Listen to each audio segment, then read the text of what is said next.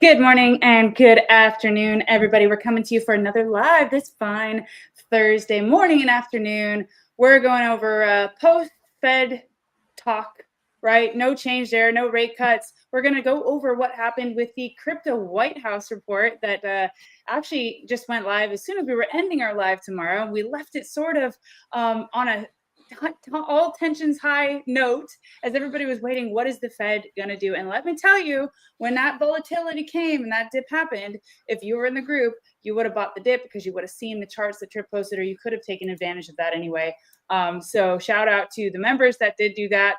And yeah, like I said, we can update them 24/7, but we only get to jump on here once a day with you guys.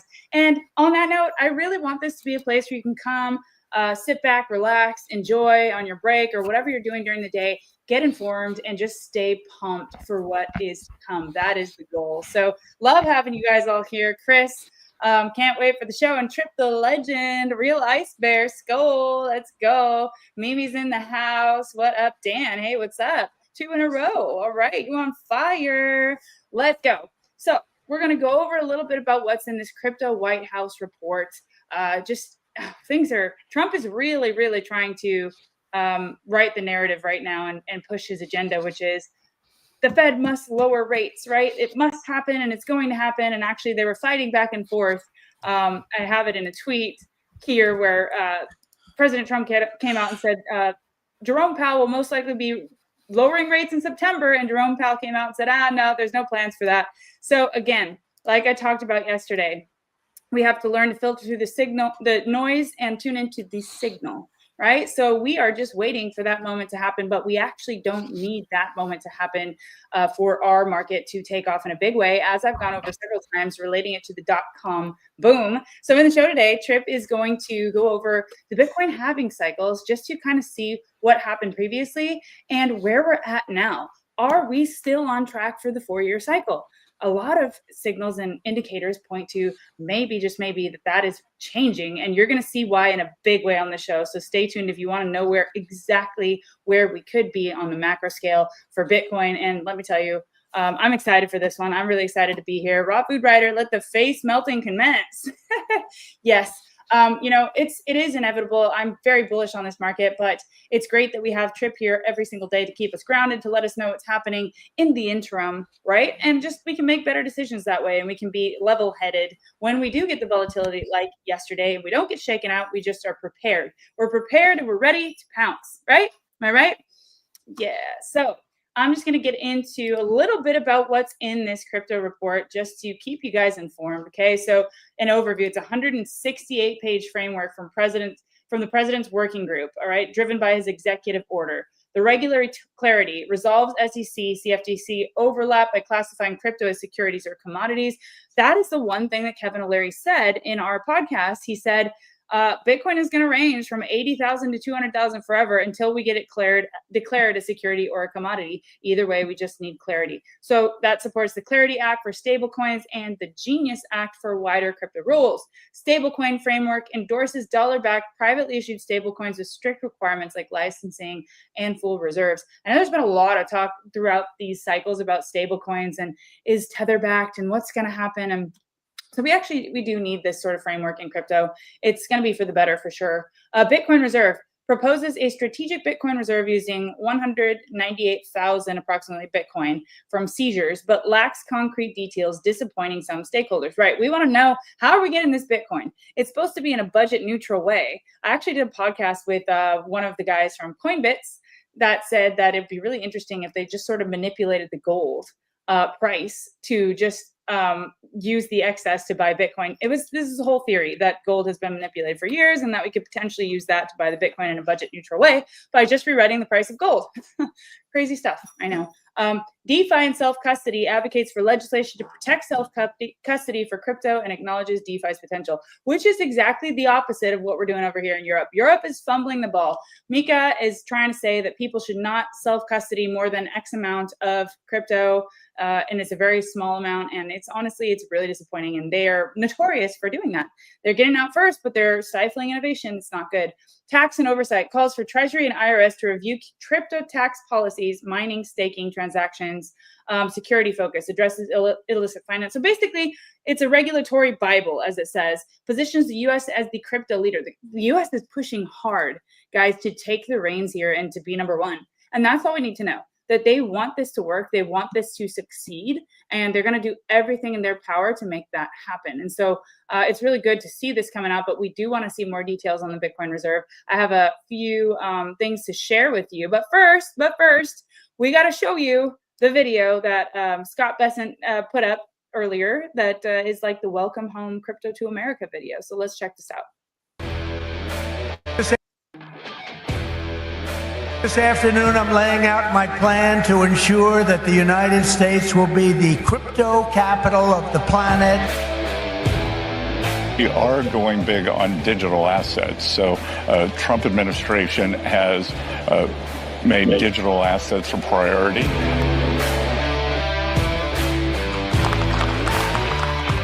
With the passage of the Genius legislation last week, I think that we could see several $1 trillion of demand. Wow.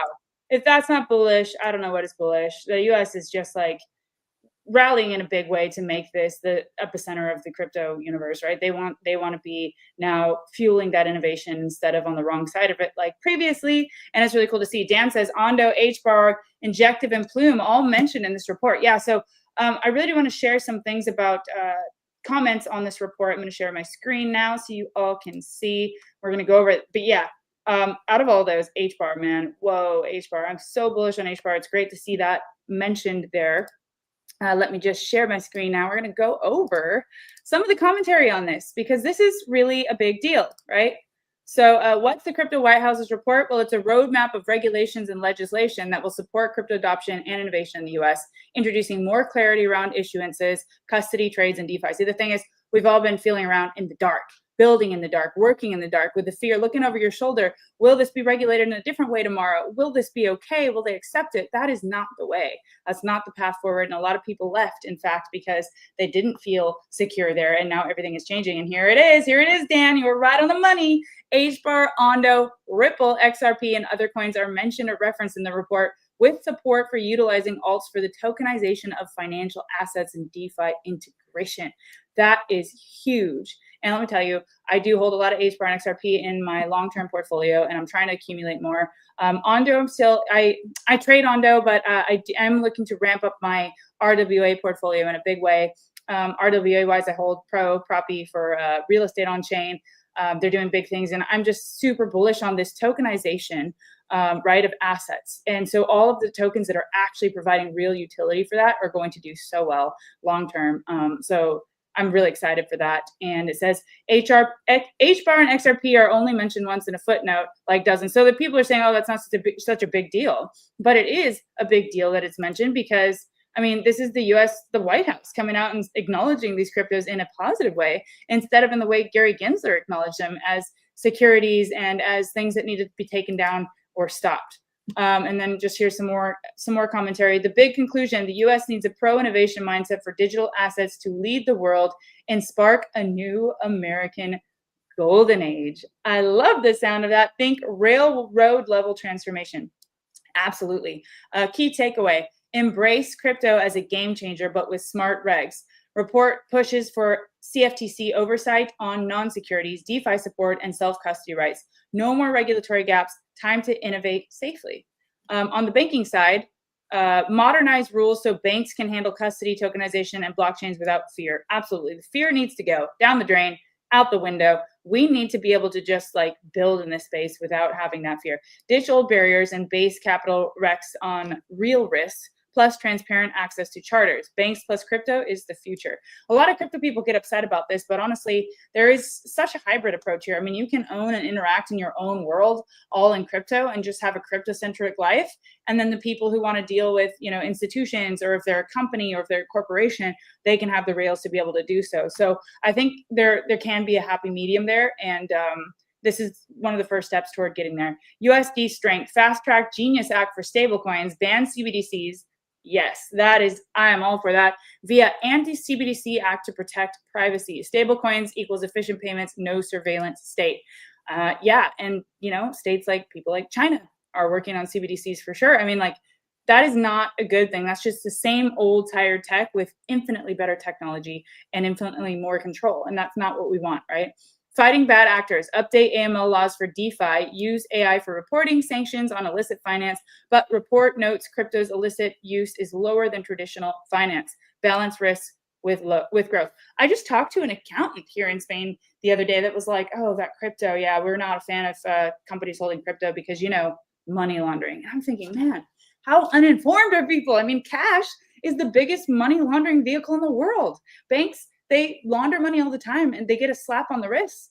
I mean, yes, this happens in all different financial realms, but it's very demonized in crypto. And yeah, I hope that narrative starts to fade soon. But here in Europe, it doesn't seem like they're there yet, right? In the US, things are changing because we literally have the president coming out and rallying and telling us that it's a positive thing, right? So like somebody mentioned on the show the other day, it might all depend also which party you're a part of. Maybe you won't get such positive news from the other side. I hope so. I really hope so. Taxes get fairer. New guidance on staking mining. Treat crypto as its own asset class. Plus cyber standards and strategic Bitcoin reserve. Overall, pro-growth vibe to make the U.S. the crypto capital. What do you think? I mean, what do you guys think? I think this is bullish. I think we need more details, but I think it's bullish. And then we have Michael Saylor reminding us that every Bitcoin you don't buy today is going to cost you $13 million.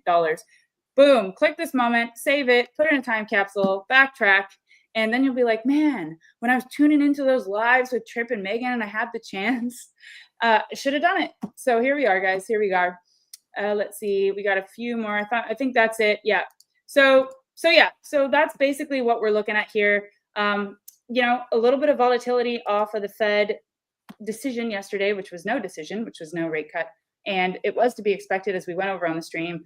And then, we were looking at charts that probably a lot of people weren't looking at. So I'm really glad that we did get that out to the group. But today, we're going to get the message out to you as to where we are in this cycle, which is so important. We're also going to go over THETA and TFUEL for all you THETA people. Let me know if you're in the room right now, okay? Because we're going to go over that because there's some interesting things happening there. And yeah, I think on that note, Trip, I would love to let you go ahead and just start this analysis because during these times of market lull or we're kind of waiting on a decision, it's so important to check back in and to understand where we actually are. So, yeah. Great. Yeah, we can start with Bitcoin dominance again really quickly just to give a short update. Not much has changed really on this 4-hour chart over here. We're looking for this double bottom bounce on the 1 week 50 SMA so far. Right now, it looks like it's struggling to hit this bearish retest right here. It's struggling at the bearish retest, I should say.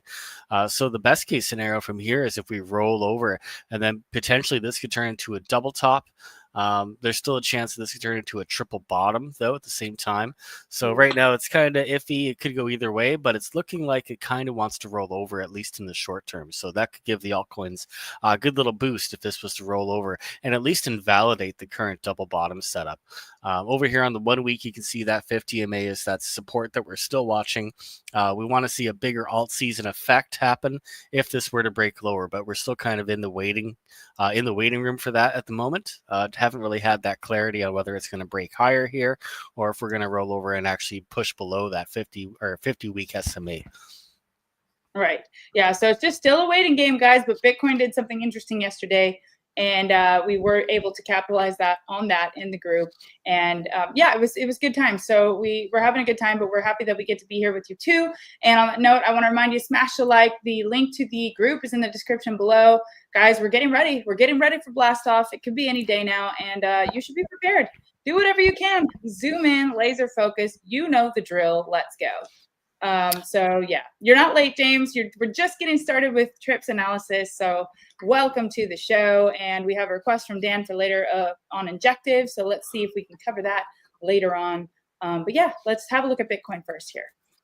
Yeah, the Bitcoin 2-hour chart. So yesterday, after the announcement happened, or the Fed gave out the news, we rolled over a little bit quickly, as expected. There's always some kind of volatility on those days, but the key thing here that we're looking at is this bounce on support with this long wick.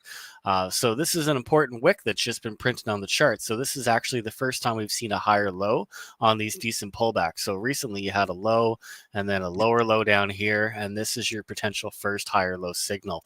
So we've been planning on this move in the trading group. We actually had a little channel drawn here, which it seems like it's broken and retesting at the same area that you're holding above the point of control and this 200 MA on the 2-hour chart. So as it looks right now, Bitcoin is trying to do a reversal, at least in the short term, the way it looks now. But we still need to break above that 120K resistance zone for more upside. But definitely some decent moves made yesterday, some key changes to the trend with that higher low have popped up. Right. Yeah, no, it was interesting to watch in real time. And yeah, now we get to assess the damage, so to speak, after the Fed lack of rate cut. And we got the two, biggest guys battling it out on the world stage as to when they'll lower these rates. And yeah, I think that it's an interesting predicament, because I don't know if Jerome Powell is actually doing this because he's concerned about the economy or if there's political motives, but Trump most certainly wants this to happen and happen fast. And so yeah, we're at a very interesting crossroad, and it feels like it's just a boiling point, right? Or an inflection point that's soon to happen. Right. Yeah. It's all coming soon, it seems. I looked at, I actually posted in the group a bunch of the previous consolidations that Bitcoin's gone through. And the one that we're in now looks pretty much the same to all of the other ones that we've seen already. Usually Bitcoin has a big, strong move to the upside. You get some consolidation for a while, and then it just continues higher. It's just been the normal routine for Bitcoin for the past 2 years or so. We haven't really seen these consolidations break to the downside too often. Normally, they just are just a reaccumulation zones before more upside. So we're planning on that for now, and that's what we're expecting to see. But again, that 120K resistance needs to break to confirm that idea. The next one we're going to look at, this is the Bitcoin 1 month. This is the halving cycle chart that we've been looking at for a while. So this is what everyone's anticipating.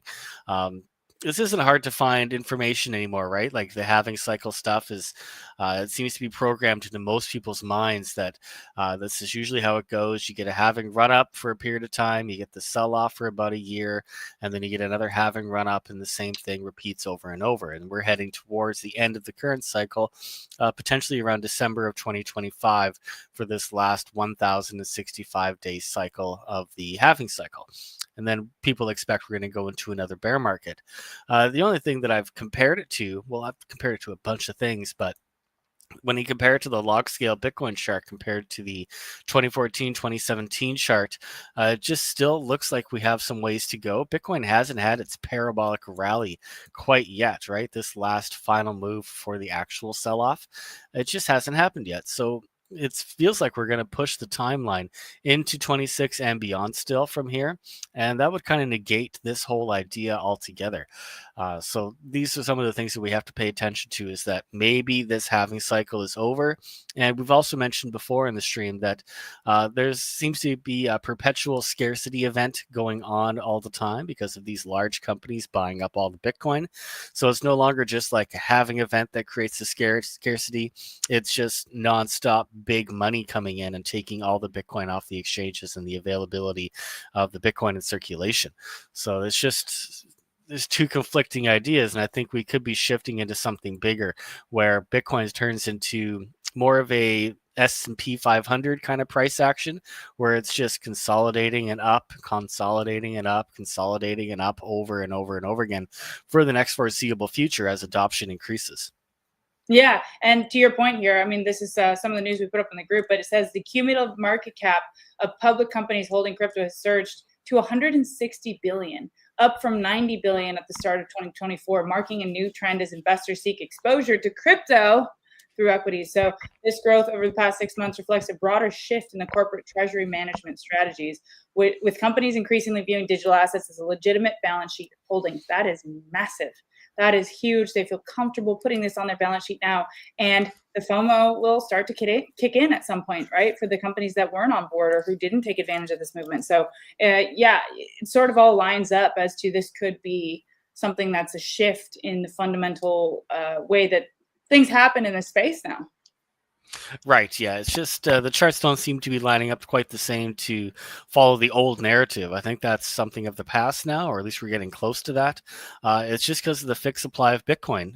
As you get closer to the end, people are going to start to panic, essentially saying, well, I should get some now before it's too expensive.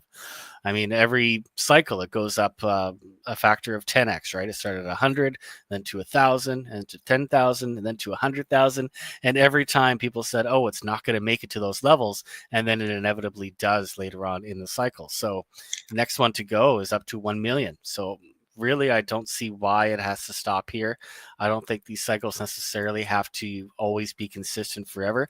I think this would almost be too easy as well if it was just this easy every time.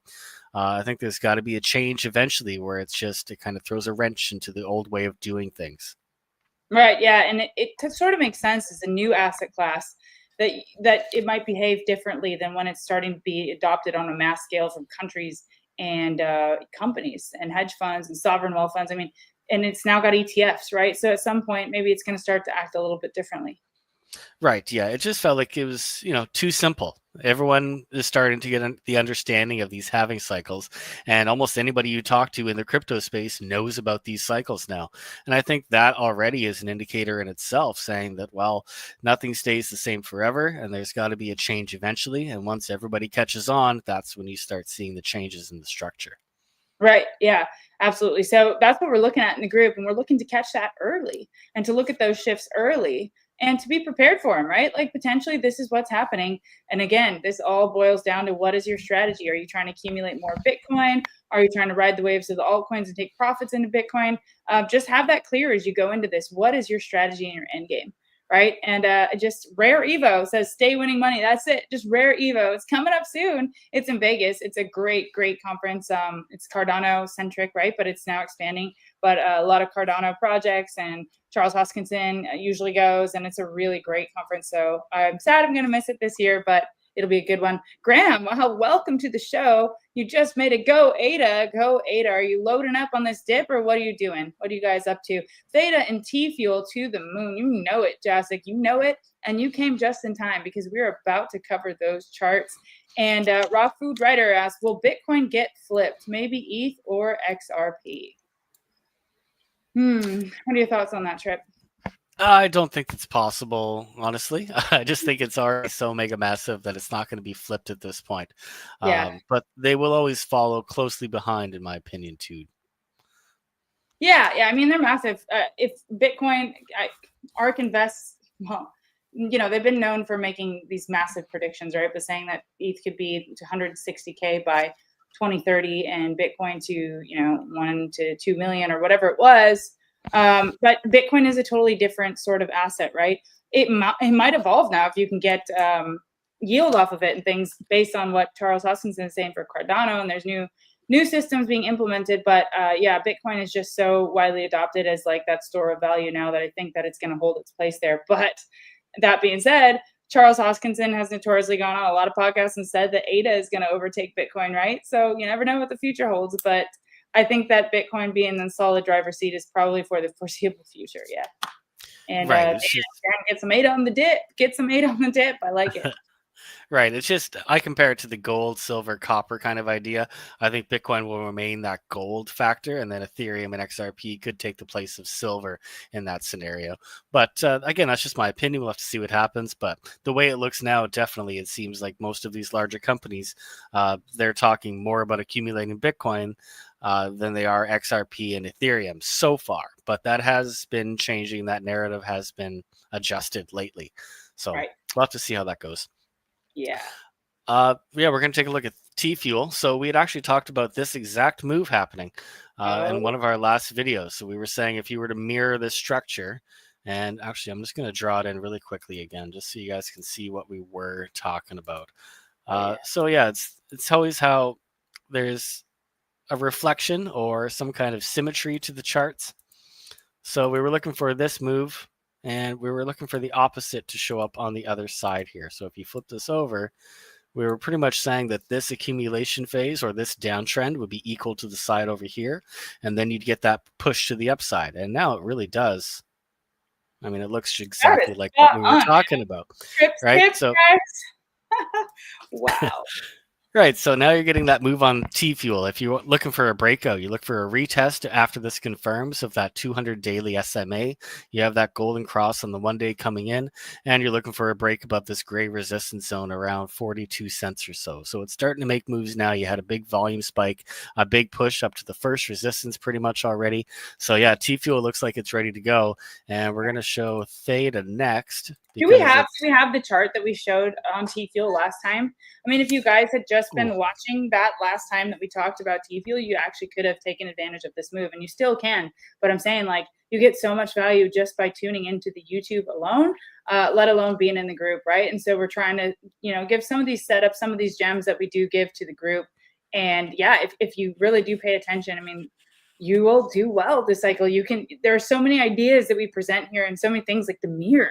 And all of these different strategies you can use to get an idea of where we're at if you're trying to get an entry into something, right? So, yeah, Gary, you're not too late. Yeah, definitely listen from the beginning, but you're getting to the juice. We're just getting into altcoins. We sort of mapped out Bitcoin. So, yeah, I just want to remind you guys, it's now is the time to do it. We'd love to have you sign up to the group. The link's in the description below with the 10% off code for Crypto Megan community. And we'd love to have you guys. I mean, this is what we're doing. And I really like to point that one out just because we really talked about how it was going to be potentially a great opportunity. We got a lot of THETA and TFUEL fans here. So let's go. Let's go, guys. We got THETA up next. So there's Magnus. There he is, like we're tuning in to talk about THETA. I like it. And TFUEL forming a small cup and handle. Is that the case, Trip? I know we already changed over to this chart. I mean, you can call it what you want, but again, I look at these mirrored structures now, and the names of patterns start to just fade away because it's really just about repeating what it did on the left to what it's doing on the right. They're reversal patterns, right? That's what these bottoming patterns are, whether it's an inverse head and shoulders or a cup and handle, whatever you want to call it. It's the price moving in reverse. So whatever it did in the downtrend, it's going to start doing the opposite in the uptrend. So you can call it a cup and handle if you like, but really it's just about this key resistance zone breaking. That's really all that matters. Even this would be just the cup and handle neckline anyways. So call it what you will, but it's pretty much the same idea no matter what you call it. I like that you point that out because we talk about this a lot too, Trip and I, and that like traditional patterns can often just be, like Trip said, reversal patterns, and that they don't always look similar, and you can call them whatever you want to call them. But this idea of a mirror image and kind of like looking to how it played out before on the down, like these are advanced sort of skills, right? Like I don't see anybody else talking about this, and this is something you can put in your toolbox and really benefit from. And if you understand the concept of what Trip is saying, you can apply that now, as a lot of coins are trying to find their bottom, trying to reverse. It's a really valuable tool. So I'm glad that you brought that up, Em. And we do go over some of those ideas here on YouTube. John, first time here, blessings. Well, what's up, John? We're happy to have you here. Are you a THETA fan? Is that why you're tuning in? We're happy to have you. Johnny Bravo, favorite brand of laptop PC. Okay, well, we got two different narratives on this show. I think Trip is more of a PC guy. I'm a Mac. I've got two big Mac desktops. But the funny thing is I've got Mac computers, Mac laptop, Samsung phone. So I kind of got a Wild West world going on over here, but I'm all about the Samsung phones. So yeah, what kind of laptops do you guys use? THETA, what do we say here? THETA and 30 THETA, howdy. Are you tuning in to see the THETA chart? Because you are just in time. We're about to do that now. So let's go. Okay, yes, so the THETA chart looks very similar here. You had that same consolidation down here, this little downtrend on this side. And if you compared it to what TFUEL just did, you had that same move over here and that same downwards consolidation over here. So really the charts are pretty in tune, except THETA hasn't popped yet. So my opinion is it should be right behind it. We're going to see it follow very soon. So you're also looking for, and if you wanted to start entering now, you can scale in. We actually just posted on our X page, I think just last night, that we're going to buy more THETA in this area in anticipation for this next move. So if you're looking for a breakout entry, you can buy the break above this local resistance around $1. And that's pretty much lining up with the 200 SMA on the daily as well. So those are the key resistance levels you want to see break for entry. But definitely pay attention to THETA. It looks like it's going to follow in TFUEL's footsteps pretty soon. All right. Well, you heard it here first. And now all you THETA fans, next time we talk about theta, I want to hear that you took advantage and you looked into this and you decided to, make moves if that's what you're trying to do. Because yeah, you're getting it here, and there's no better place to get this information. Honestly, Trip will tell you how it is, and it's pretty cool. So yeah, this seems to be a good area to average in on theta. Let's see if it follows TFUEL. They usually one pops and then the other comes. So yeah. Dan is a Mac guy. All right, but do you have a Mac phone? That's the question. Are you as crazy as I am with different sorts of technologies? But yeah, the Mac computers are phenomenal. XRP, XRP, XRP, and then HBAR. So you're really an XRP fan, but then you sort of like HBAR too, huh? All-time high has a nice macro trend. Okay, sorry, I can't look at that ticker and not think about all-time high vodka. And we're going to have an issue because we might have the same ticker. But you're talking about Aether, I think, which actually I did a podcast with Mark, who's the co-founder of Aether, last week, and he had a lot of interesting things to say. So can't wait to share that. We'll be sharing that in the group first. Stacking it a bit more. All right. But are you going to stack RATH too? That's the question, Real Ice Bear. And then we'll cheers to it. Yeah, maybe if we have some time, we can have a look at Aether at the end. There's a lot of AI coin narratives requests coming up. So ADA, for all you ADA fans, we've got an ADA chart. So let us know if you like ADA in the comments. I know Dan got some ADA on the dip, so let's see where we're at. Yeah, ADA USDT on the one-day chart. So this is actually a really interesting area of confluence that we can see right now for the support entry. You've got a fib level at the 0.272. You've got the 200 MA coming into the picture at the same time, and this point of control from this volume range that covers this entire range. This is where most of the volume was in this given range so far. So now that you've got all three of those levels lining up exactly here in that same spot, I think this would be a great place to start adding to ADA and assuming that this bounce is going to happen.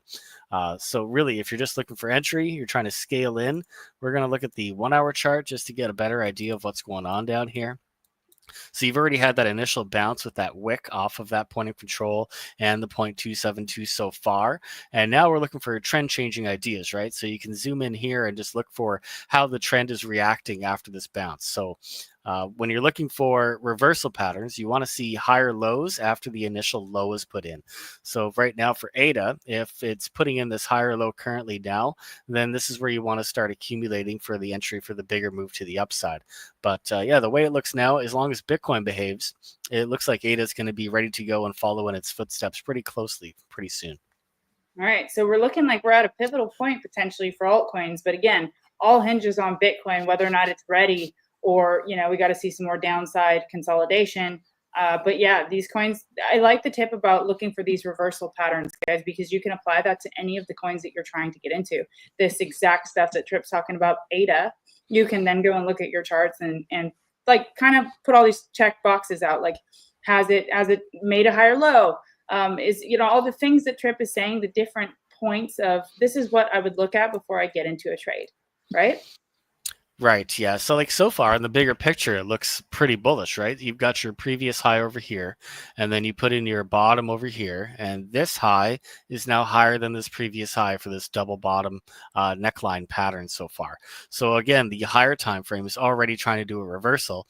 So after this higher high has been put in, we're looking for that higher low. So if you're looking for a higher low, you want to find the most amount of confluence for that support entry, and that could be exactly what we're looking at right here in this area. Right. Yeah, no, it's looking interesting. It's looking good. Potentially good time to scale in on ADA as well. Right. And the last thing we're going to cover is just, I'm going to jump into a couple of requests as well. But total 3, just a quick look as well. We've been bouncing off this local support area, so potentially this turning into a double bottom. The bearish idea that I can see, I have to draw it in. This is kind of it's kind of a wide descending triangle. I don't even know if I like it too much yet, but it's there, right? You're still making a lower high here. You've got a flat bottom support.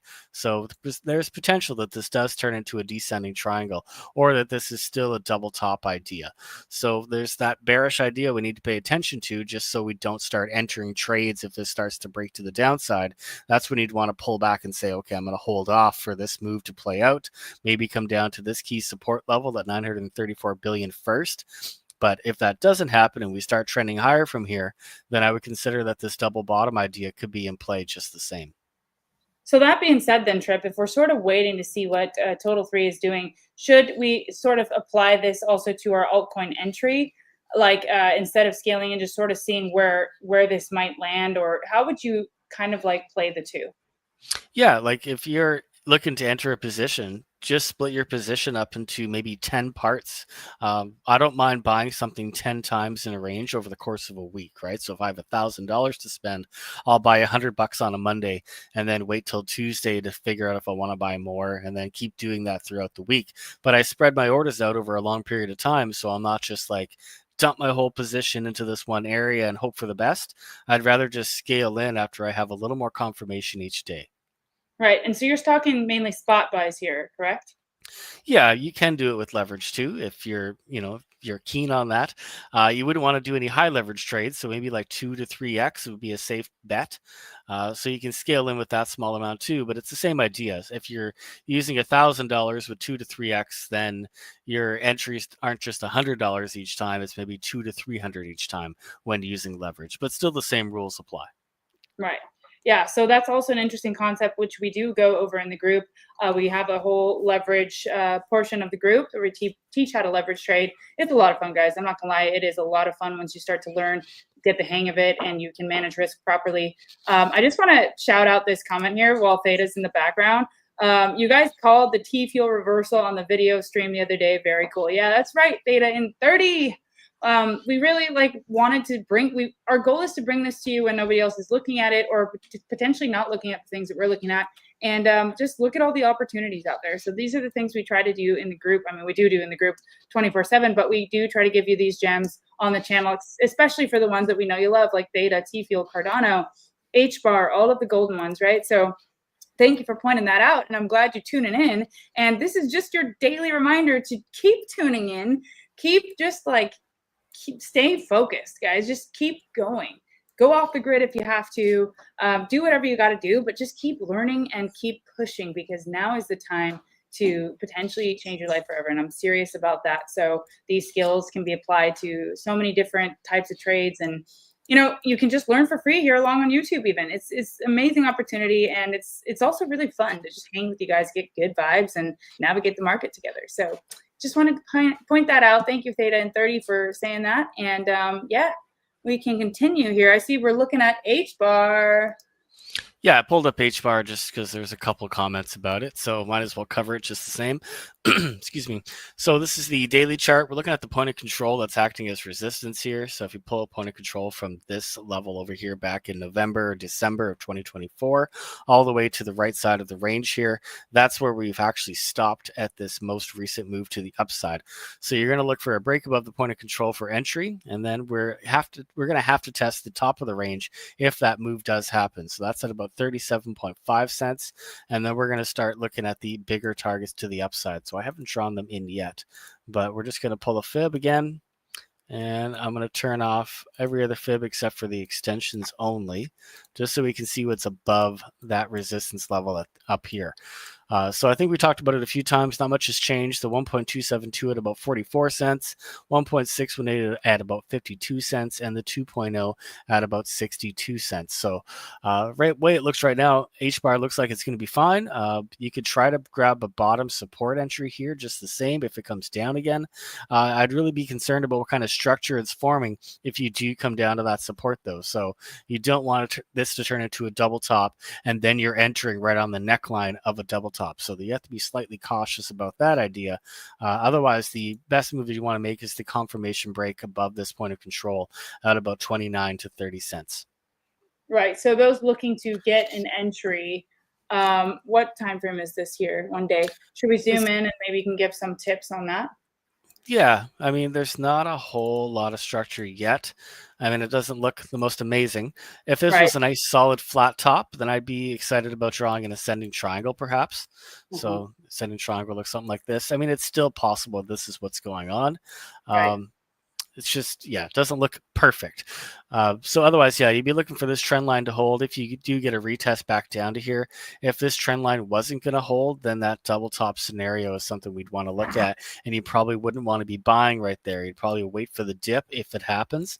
But again, this is all dependent on what Bitcoin's going to do. And our plan for Bitcoin currently, we'll go back to that chart here actually just to cover it, that Bitcoin is looking bullish at the moment, right? So if anything changes about this structure and we lose the point of control for this range on Bitcoin, then you'd probably want to hold off on buying altcoins, at least in the short term, and wait to see what Bitcoin's doing after that point. But the way it looks in this moment, you've broken back above these key resistance levels and trying to flip them back into support. So this is typically where you'd want to start looking at altcoin entries, is when Bitcoin's starting to look strong and show strength again. No, you got the alpha. I mean, this is really cool. It's cool to see the thought process in looking at a coin and deciding, okay, these are the things that I would look to first. Like you learn a lot when you see Trip sort of map this out in real time. So I think this is really valuable information for sure. So thanks for that, Trip. Real Ice Bear is asking, are you using more than one exchange? So I am based in Europe. I have different, things that I can follow, but in the US and Canada, I believe it's BYDFI. That's one that we're using. I use it as well. You can sign up with no KYC with a Gmail and also Blowfin. So those two should be in the link in the description. Trip, any others that you would recommend for US? Not really. Those are the safest ones that I know of. Like we've talked about this list before with BitTunix being another one, or Weeks, and there's a couple more. I can't remember the names off the top of my head, but there are a few more exchanges that are popping up. But it's really, again, we use the exchanges that we use because we've built a relationship with them over time. Right. And we are looking into others. So potentially if we get a good relationship and, there's a good feeling there, we're able to talk to the team consistently, then we can add more to the ones that, we support. But for now, these are the ones we've been using and they've been working well, and we talk directly to the team. So yeah, those ones are some of the options for US. Hopefully there are more options soon. But at the moment, that's what we've got. So we have also a request from Neil. Would you go over the Wilder World ticker, Wild? It's been crushing it lately. Should we wait for a bigger pullback? So Wild is Wilder World. So there's one Wild that's AI, right? And then there's another one that's a game. Yeah, I think that's the KuCoin listed, or it's on MEXC as well, I think. Right. So which one are you referring to, Neil? Like, is Wild? I gotta look that up. Wilder World, that's the MEXC listing. That's this one here. Right. Okay. Okay, so it's got a pretty decent move coming. Wow. It's got a big structure that's been playing out. Yeah. Just go zoom back out a bit. We go up to the 3-day. Okay, so right now it looks like you're trying to retest the 3-day 200 MA so far. So that's this yellow line on the chart. You've also got the same thing, another potential golden cross coming. Just looking back at the previous golden cross, you had a decent move here. Looks like the move started before the cross happened, and then when you're about to get the actual cross is when it dipped back down again. So trying to find that repetitiveness with that golden cross so far. It doesn't look like it's giving us much of an edge, but either way, just staying above the 200 MA is a bullish idea. Most of the times when you break above that 200 MA, you do get pretty decent moves to the upside. So if we were just to label these resistance levels, there'd be one up here around $1.12, and then your next one here at about 92 cents. So if you wanted to look for a retest above that 200 MA on the 3-day, then you could aim for at least one of these two resistance levels. And if these patterns turn into like a big double bottom here, and you kind of have to ignore some of the smaller swings within it, then you'd be looking at bigger targets to the upside. So if we just measure this again, actually, I'm going to go down to this low. Then you're looking at bigger targets up here around $2.15 for the measured move at the 2.0, and then the 1.618 at about $1.76, and the 1.272 at about $1.40. So it looks like it's got some work to do still to confirm that it's going to break above these major resistance levels. But as far as like maybe I wouldn't say max bull run target, but this would be where it would start, right? You'd start looking at these levels first. And if it starts surpassing these levels, then you want to zoom out and see, okay, what's next, right? There could be potential, a lot of upside to come if you start running back up to the previous highs. So this is like the main goal that you'd want to shoot for, is at least coming back to the previous highs that it's seen before. So from this level up to here, you got a decent move of about 1,300% for a small cap. So not too bad. I would definitely shoot for the 2.0 here just as a safety, and that's still about 366%. Right. Yeah. So he says it's the gaming coin. That's true. That's true. That's what I thought, but I know there's a while that has to do with AI. So yeah, it's looking pretty okay if it can break through that resistance. And yeah, I think gaming is going to come back in a massive way. At least that's what Yatsu had to say on our podcast. He believes it's going to come raging back along with NFTs. So let's see. Yeah, I think that there's a time when these things run like crazy at a certain point in the cycle. So let's keep our eyes on that. So yeah, Neil, hope you liked it. Watchman, what's up? Watchman's in the house. Love to see XPR. XPR. Okay. Well, let's take a look. But first up, we had a request from Dan that was injective. Yes. So we'll go over that. And then we'll have a look at XPR, Watchman, just because you're full of good vibes. We want to keep the good vibes rolling. Okay, so INJ, we're also on the 3-day chart here as well.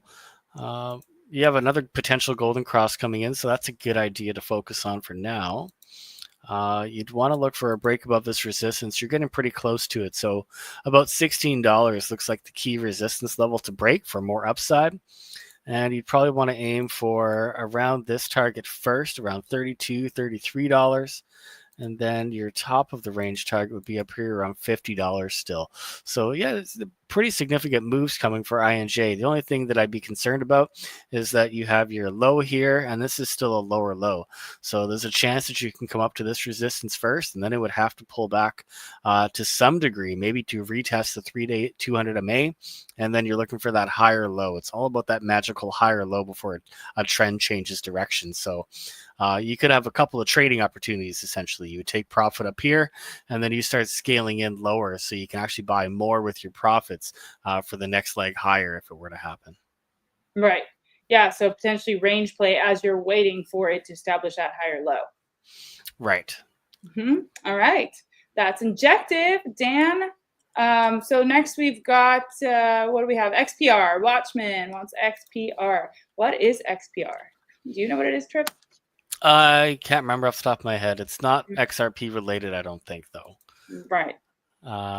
Yeah, it's not giving me any more details beyond that.